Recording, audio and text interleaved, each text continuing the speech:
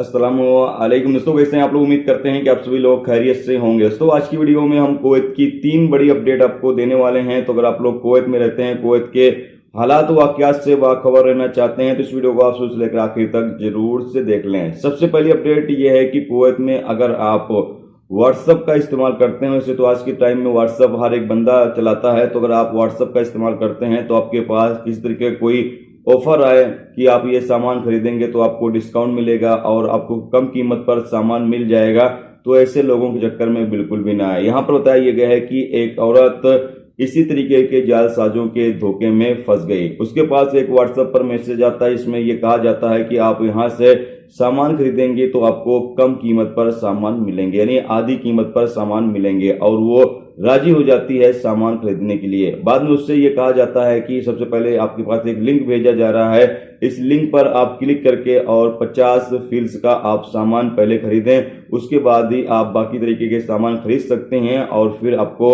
Delivery आपके घर तक पहुंचा दी जाएगी।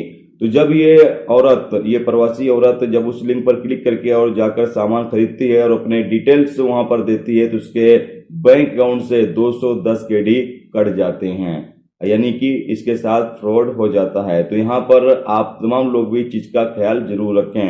हालांकि इसने पुलिस स्टेशन में जाकर कंप्लेन दर्ज करा दी है, पुलिस इसकी जांच करेगी और जो अगर बंदा कुवैत के अंदर होगा तो उसकी गिरफ्तारी भी हो जाएगी। इसके अलावा अगली अपडेट यह है कि कुवैत में अभी भी बायोमेट्रिक फिंगरप्रिंट 8 लाख से ज्यादा लोगों ने जमा नहीं करवाया है, यानी 8 लाख से ज्यादा लोगों ने अभी भी अपना बायोमेट्रिक फिंगरप्रिंट जमा नहीं करवाया है।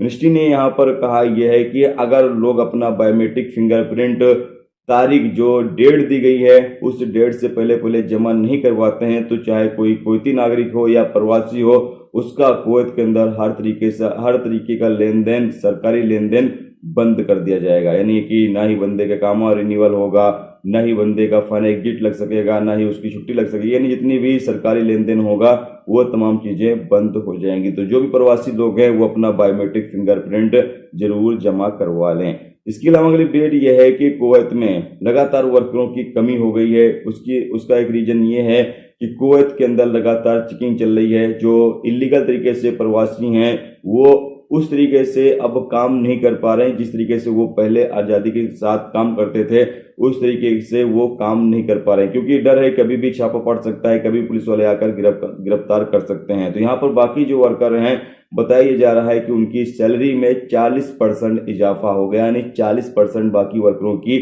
सैलरी बढ़ गई है। तो एक अच्छी भी खबर है कि बाकी जो लोग लीगल तरीके से कुवैत के अंदर हैं उनको पैसा कमाने का अच्छा मौका मिल रहा है, उनकी सैलरी काफी ज्यादा इंक्रीज हो रही है। बाकी जो इलीगल तरीके से बंदे हैं वो सही तरीके से अब काम नहीं कर पा रहे हैं, डर की वजह से कि कभी भी पुलिस आकर उनको गिरफ्तार कर सकती है।